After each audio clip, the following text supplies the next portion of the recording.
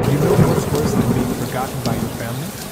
Being remembered, just enough to pour the drinks. It was my parents' 40th wedding anniversary. A backyard banquet, rented fairy lights, and a playlist that screamed. We peaked in the 80s. Everyone was there. Cousins, in-laws, even that creepy neighbor who still calls me kiddo, despite me being 33 and paying my own health insurance. And me? I was in the corner refilling sangria pitchers like some unpaid intern at a party I didn't RSVP to. My name's David. Black sheep by blood, doorman by default. And for most of my life, I've played the role of the helper. You know. David, could you grab more ice? Or, David, take the group photo, you're good with phones. God forbid anyone ask me how my life is going. So when my parents called everyone together for a toast, I expected another round of saccharine reminiscing and awkward laughter. But what came next was something else. Mom stood, glass raised, pearls perfectly matched to her bow tie. Before we wrap up this beautiful night, we have a surprise. Dad chimed in. We're taking the whole family to Hawaii next week. A second celebration. Just us and the people who've made our lives special. You gasped. Cheers. Someone screamed. Aloha, baby. And me? I blinked. Waited. Maybe they just forgot to tell me earlier. No big deal. So I asked, genuinely confused. What time is the departure? Dad didn't even blink. You don't know because you're not part of us. Silence. My spine turned to ice. Then he added casually, as if he wasn't detonating a bomb under my ribcage. You can stay behind. Watch the kids. Someone's got to be useful. Useful. Like a lawnmower. Or a backup generator. The laughter that followed wasn't loud, but it was enough. A cousin chuckled, which is a whine. My uncle whispered something behind his hand. My sister, the family's golden child, snorted and said, Classic David. Always late to the memo. And in that moment, surrounded by twinkling lights, champagne, flutes, and the lingering scent of shrimp cocktail, something in me cracked. Not loudly. Not in a blaze of fury or a dramatic exit. Just a quiet snap. Like a branch under too much weight. I didn't argue. Didn't cry. Didn't beg. I just set down the drink tray, turned around, and walked out the front door. No one stopped me. No one asked where I was going. Because I was not part of them. Remember? Good. Because I was about to become something they'd never see coming. You ever drive at night without a destination? That was me, an hour after the party. Just me, my clunky Toyota Corolla, and a playlist I didn't remember queuing up.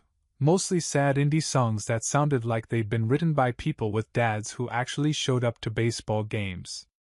I didn't cry. Not because I wasn't hurt, I was. Deeply. But I'd run out of tears for these people years ago. You can only water dead plants for so long before you realize they're just plastic. Instead, I pulled into a 24-hour diner, sat in a booth under flickering fluorescent lights, and ordered pancakes I didn't eat. My phone buzzed once, a text from Sophie, my older sister and the only one in that entire genetic circus who ever treated me like a human. It said, Hey, I didn't know. I'm sorry. Call me? I didn't. Not yet. I was still trying to process how my father, a man who once asked me to unclog his toilet on Christmas morning, had just told a crowd of relatives that I wasn't part of them. I left the diner when the waitress started sweeping near my booth like she was trying to exorcise me out of there. I went home, packed a duffel bag, and stared at my bedroom for a long time. It wasn't much, a mattress on the floor, a desk that doubled as a dinner table, and a closet full of clothes no one ever complimented. But it had been my space. My tiny, tragic fortress. Now, it was a tomb. I stuffed in essentials, clothes, toiletries, my sketchbook, and a camera I hadn't touched in years. Then I walked out, left a note on the fridge that said, Don't worry, I'll be useful somewhere else. I hit the road at sunrise. No goodbye. No forwarding address. Not even a heads up for Sophie. I figured if she really cared, she'd reach out again. But right now, I needed to disappear. I'd saved just enough from my barista job and the freelance gigs I'd quietly stacked over the years to float me for a couple of weeks. Not much, but just enough to escape the echo chamber of family drama and backyard champagne betrayals. The coastal city I chose wasn't glamorous. It wasn't even Google searchable without adding crime rate and is it safe to walk at night? But it was far. It had ocean air. And best of all, no one there knew me as the extra in my own family's life. The first room I found was listed as cozy loft above a bar. Cozy was generous. It was basically a repurposed storage closet with a view of 2 dumpsters and a drunk guy who played the harmonica at 3 a.m. But it was mine. It had a lock and freedom. On my first night there, I laid on a creaky mattress, listening to the thumping bass from below, and felt something I hadn't felt in years. Silence. No sibling demands. No dad stomping through the hallway demanding who left crumbs on the counter. No mom tapping on my door with the passive aggressiveness of a sitcom villain. Just me. I didn't sleep well, but I slept honestly, and that was enough. The next morning, I hit the streets in search of a job. Found a tiny cafe called Drip and Grind. It had chalkboard menus, pretentious espresso options, and a manager who looked like he hadn't smiled since Y2K. I asked if they were hiring. He looked me up and down and said, "Can you steam milk without frothing like a toddler sneezing into it?" I replied, "No promises, but I've got experience in disappointment." He hired me on the spot. And that's how my new life began. Not with a bang, not with a TikTok-worthy montage, but with a barely working espresso machine and a barista apron that smelled like oat milk and regret. And you know what? It was perfect. Not because it was easy, but because, for the first time ever, every bruise was mine to earn. The cafe was a converted garage with personality. And by personality, I mean the espresso machine sounded like it had asthma.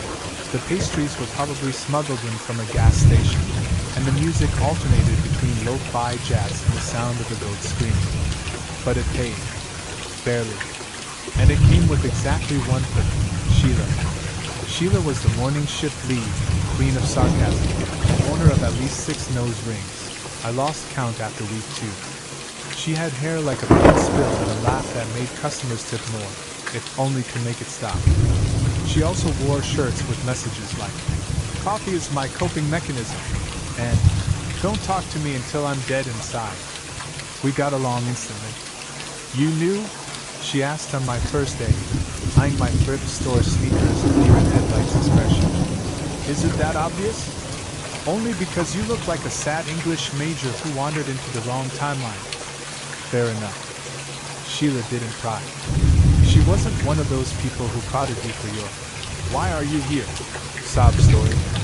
She just showed me how to operate the register, how to swear at the espresso machine when it jammed, and how to handle regulars like Double Shot Derek, who tipped in expired coupons and called me Champ. Days blurred together. I woke up to the sound of bar fights below my room, worked 6-hour shifts pouring overpriced caffeine into my misspelled names, and crashed in bed smelling like vanilla syrup and burnt hope. But weirdly, I was okay. More than okay. I wasn't performing for anyone. No. Smile for Aunt Linda. Routines. No. Pretend to be useful. Family obligations. Just me, a busted coffee grinder, and Sheila calling out, "David, can you please not steam the almond milk like it owes you money?" It was messy. It was real. And I hadn't felt this grounded in years. About 3 weeks in, I wandered into a pawn shop on my day off. I wasn't looking for anything, mostly killing time and hoping to avoid human interaction.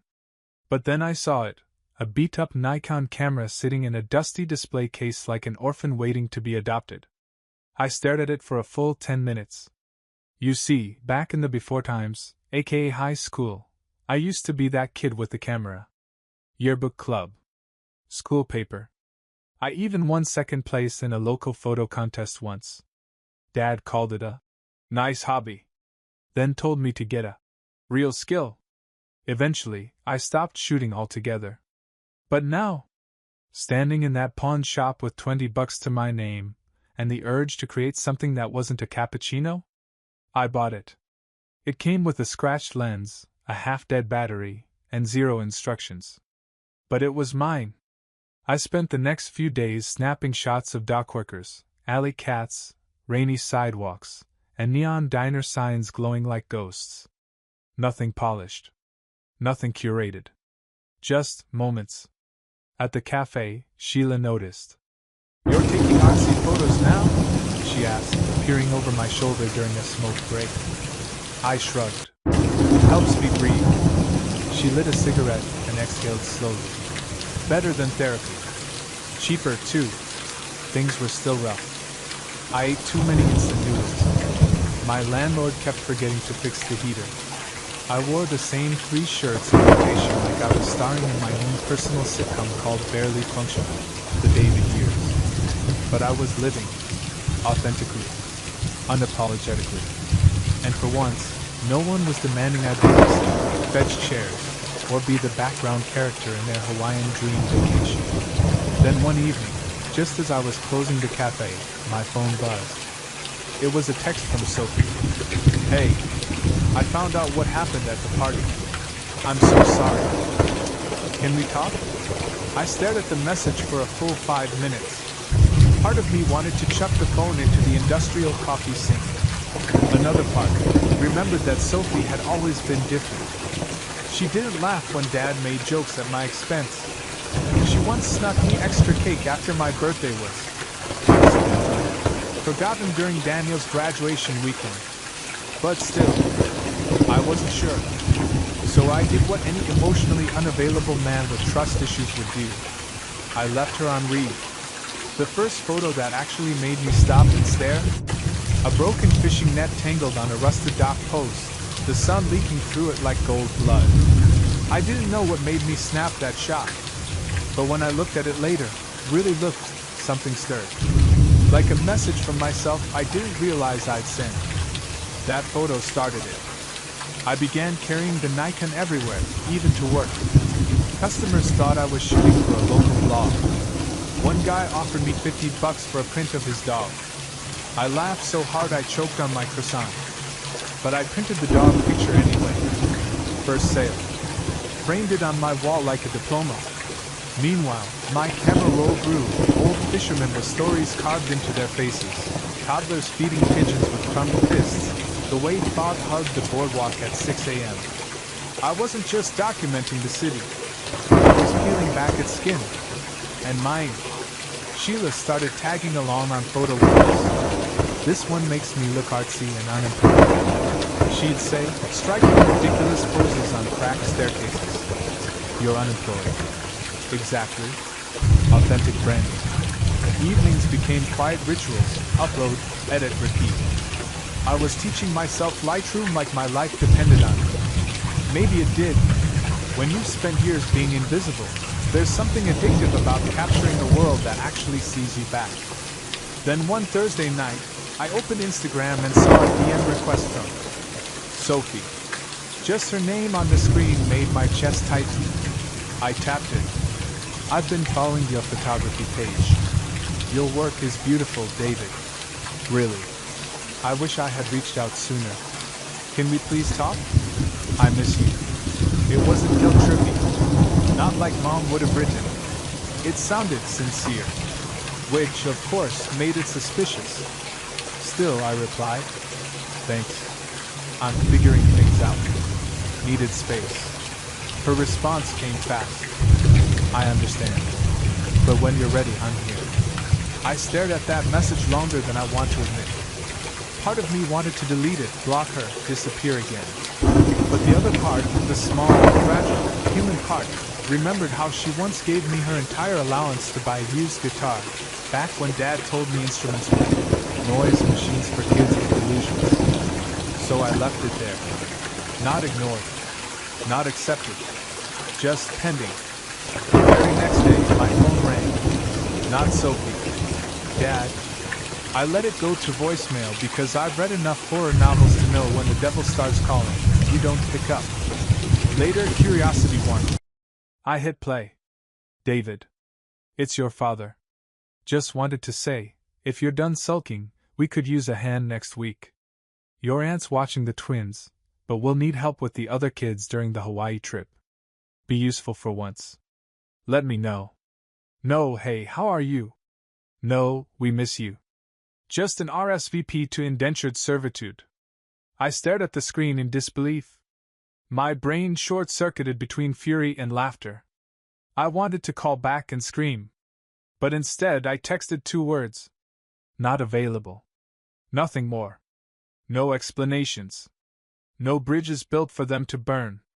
Later, as I closed the cafe that night, Sheila caught me staring into my phone like it had cursed my family. You okay? My dad wants me to babysit while they fly to Hawaii. She snorted. Wow. Is this like a spiritual sequel to Cinderella or just good old toxic family vibes? Somewhere between a soap opera and a psychiatric case study. She patted my shoulder with mock sympathy. You should charge them child support. Retroactively. For emotional labor. I laughed harder than I had in weeks. That night, I walked along the shoreline and found a washed-up boat home.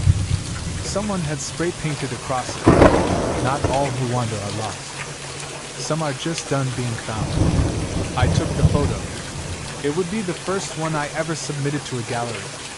Because yeah, I was done being found. Dad called again 2 days later. This time I picked up.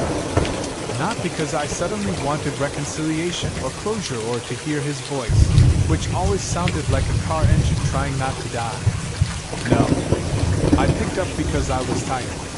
Tired of pretending that silence was peace. Tired of letting their absence masquerade as permission. David. He said when he just finished mowing the lawn. I left a message. Did you get it? I did. Pause. Well? No. Another pause. Longer this time. No to all of it. He huffed. Like someone mildly inconvenienced by a slow barista. David, don't be difficult. We're leaving on Wednesday. Your cousins will have their hands full. It's not that big a deal. It is to me. You're making this personal. It is personal. I snapped. You told a room full of people that I wasn't part of this family. You made me the punchline of your retirement party in Hawaii reveal. So yeah, it's personal. He scoffed. It was a joke. People laughed. People laughed at me. You handed them the cue cards. Stop being so sensitive. There it was. The family mantra. Might as well get it printed on a pillow. You treat me like an employee. I said, voice shaking. Only worse, because at least employees get paid. You're overreacting. We've done so much for you over the years. Name one thing. That shut him up. I let the silence simmer before adding. You know what? Never mind. I'm not calling to debate my worth with someone who thinks babysitting is a love language. You think you're better than us now? No. I think I'm finally free from you. And then, with more grace than he ever showed me, I hung up. Blocked the number. Turned off my phone. Took a deep breath and let that moment marinate. The weird calm that comes after you throw a chair through a mental window you've stared at for years. That night, I posted a photo, one I took of the waves crashing against the pier, spray catching sunlight like glass shattering the air. The caption read, "Sometimes peace doesn't come from being included. It comes from walking away." The next day, Sheila handed me a flyer. Gallery show, she said, sliding it across the counter like it was a classified document. Local photographers. Accepting submissions. I already entered you. You're welcome. I blinked. You what? You're good, David. Stop pretending you're not. I work at a cafe that spells Lily with 3 L's. And now you're gonna show the world you're more than that. Pick 5 shots. Submit by Friday. Or I'll do it for you. And trust me, I'll pick the ones where you look like a hunted pigeon. Despite my anxiety, I submitted the photos. 5 of them. The net on the dock. The spray-painted boat. A long exposure of a bus pulling away into fog. Sheila on the roof, flipping off the sky. And that one seagull I caught staring into the void like it had unpaid taxes. I didn't expect much. But 2 days later, an email popped up. Congratulations. Your work has been selected for the exhibit. Opening night 3 weeks. I stared at the screen like it had grown antlers. Sheila screamed. Customers applauded. My boss asked if it meant I was quitting. For the first time in my life, people noticed something I made. Not something I carried. Not something I fixed. Not someone else's party I silently cleaned up after. Me. Sophie messaged again that night. Said she saw the gallery announcement on Facebook. Said Mom was telling everyone she always knew David had an artistic soul. I replied simply, tell her she's not invited. From what I heard, thanks to Sophie's steady drip of screenshots, and you won't believe this. Updates, the Hawaii trip turned into something between a reality show meltdown and a Craigslist babysitting horror story. Apparently the entire family didn't include a single soul actually qualified to manage 5 toddlers, 2 cranky teens, and 1 uncle who thinks sunscreen is a government conspiracy. My cousin Tanya left on day 2 because one of the kids threw a crab at her face. The golden child herself, my sister Jessica, reportedly had a full breakdown when her designer sandals got splashed by non-filtered ocean water. She stormed off and tried to book a solo resort suite. Dad refused. Said she was making it about herself. I know. I howled. But here's the best part. They called Sophie to ask if she'd fly out too. She said no. Apparently, she was done being useful too. Back on the mainland, I was thriving in my broke but blessed phase. I picked up more shifts at the cafe, but they didn't feel like a burden anymore. I'd sneak in photo edits during slow hours, and Sheila would proudly introduce me to customers as our resident genius, gallery-bound, camera-wielding art goblin. And I started noticing something new. People were seeing me. The bar regulars waved when I passed. One doppelganger I photographed stopped me to say, "Hey man, you made me look cool in that picture." My kid printed it out for school. I laughed and told him he already was cool. I just caught it. I even started attending a local photography class on Wednesdays. Nothing formal, just a group of artsy weirdos sharing tips and roasting each other's shots. For the first time in forever, I had a crew. People who didn't know or care about my family drama. Just like me for me. And the more I leaned into this new life, the more the ghosts stopped knocking. Except one. Sophie. She kept checking in, never pushy, always warm. Sent me photos of her dog in ridiculous Halloween costumes. Memes about youngest siblings being emotional support livestock.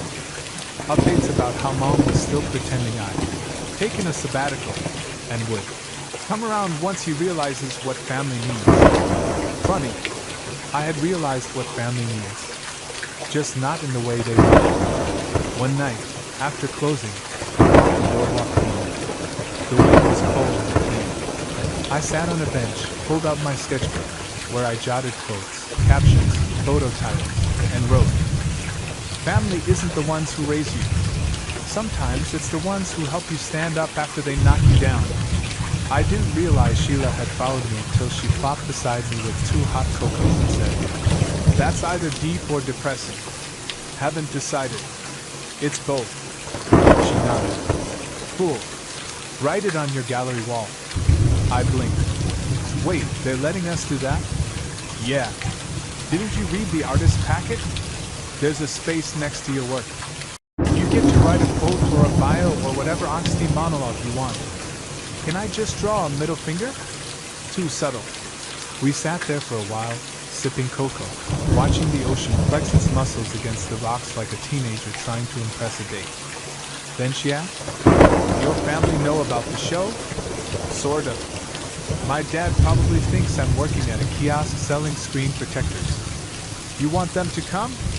I thought about that. The short answer? Hell no. But the long answer? I want them to know about it, not to show up, just to realize they were wrong. Damn, she said, clinking her cup to mine. That's poetic. We should get matching tattoos. Let's start with matching gallery exhibits. We laughed. And in that moment, under a burnt orange sky, next to a girl who understood weirdness better than any blood relative ever had, I felt something unexpected. Not rage. Not spite. Peace. The cafe was slow that morning. Rain clung to the windows like noisy neighbors. I was mid-foam art attempt, a sad attempt at a leaf that looked more like a drowning squid, when the bell above the door jingled. I didn't look up right away. Not until I heard that voice. David. I froze. There he was. Dad. Standing in a hoodie that looked like it hadn't seen a washing machine since the Obama administration. Wet hair. Nervous smirk. Holding a plastic bag from a convenience store like it was a peace offering. Hi, he said, like this was normal. Like he hadn't told me I wasn't part of the family, and then tried to recruit me for unpaid child labor. Wow, I said, deadpan. Didn't know ghosts could shop. He chuckled awkwardly. Mind if we talk? Sheila looked up from the back, saw my expression, and immediately started wiping down an already clean counter with enough force to buff out trauma. She stayed within earshot, loyal like a pit bull in eyeliner. I nodded toward the side table. Dad sat like someone easing into a confession booth. I heard about the exhibit, he said. Did you? I replied. Did Mom's grapevine finally realize I exist again? I came to say I'm proud of you. You're not. I know I haven't said it enough, but you haven't said it at all. I cut in. You think telling me I'm not part of the family, and then showing up because I'm on a flyer makes it okay? He sighed. I was under stress. The party, the planning. I leaned forward. Stop. You weren't stressed. You were smug. You wanted a show. You wanted everyone to see your perfect family, and I didn't fit the branding. So you made me the punchline. He sat back, for once speechless. I continued, softer now, but firm. You don't get to parachute in now that people think I'm worth something. You don't get to act like you always believed in me when you wouldn't even believe I deserved a seat at the table. I know I messed up, he said. I just don't want to lose you forever. I looked him square in the eyes. You already did. You just didn't notice until people started clapping. And then I stood. I've got work. There's the door. Use it. He hesitated, like maybe he thought there'd be a hug or a dramatic reconciliation. There wasn't. As he left, Sheila walked over, wiped the table where he'd been sitting. Want me to throw holy water or just bleach? Both. That night, I walked the pier alone, camera slung across my back, rain on my face. And I took a picture of the empty cafe window, a reflection of where I'd stood, saying the things I'd swallowed for decades. Sophie texted me later. She'd heard he showed up. Asked if I was okay. I wrote, yeah, I finally told him the truth. Didn't feel like revenge. Felt like release. She replied, I'm proud of you, David. For walking away. For choosing yourself. Then she added, I'll be there at the gallery. If that's okay. I stared at the message for a while, then typed. It's more than okay. It's good. The gallery was packed. Small space, high ceilings, enough pretentious buzzwords flying around to choke a philosophy major. I stood near the back with Sheila, pretending not to sweat through my thrifted blazer. You look like you're about to faint, she whispered. I'm debating it. Try not to do it near the free wine table. That's where I'm parked tonight. Laughter helped. The lights were warm. My section was near the back wall, 5 prints, neatly framed. My quote printed in bold under them. Sometimes peace doesn't come from being included. It comes from walking away. People read it. Paused. Then looked at the photos like they saw me, not just what I shot. Some asked questions. One lady offered to buy the Vogue picture, the one with the words, Not all who wander are lost. Sprayed across the hull. Sold it for $250. First real sale. It felt like someone handed me a second spine. Sophie showed up halfway through. She wore a green jacket I remembered from our childhood, patched now, vintage cool. Her smile was quiet. "I'm so proud of you," she said. "Thank you," I managed, throat tight. "I brought something." She handed me a small envelope. Inside was a Polaroid, me at age 10, holding that first camera I ever had. The one I bought with her saved-up allowance. "I kept it," she said, eyes shining. "Because even when I ignored you, I knew you were going to make something big." I hugged her. Really hugged her. No pain. Just warmth. And Mom? Dad? Didn't show. Good. They weren't invited. Not to this. Not anymore. Later that night, once the crowd thinned, I walked to the beach. Alone. Camera in hand, sea air thick with salt and memory. The waves crashed harder than usual. Loud, reckless, unbothered. I set up my tripod. Framed the horizon. Clicked the shutter just as a massive wave collided with the rocks and exploded into the sky. Perfect. I called the photo Reclaiming Impact. Because that's what this was. They tried to reduce me to a helper, a servant, a family footnote. But I rewrote the story. Not out of spite, but because I had no choice but to become who they refused to see. So when people ask if I ever forgave them, I say this. Waves don't apologize for crashing into cliffs. They just shake the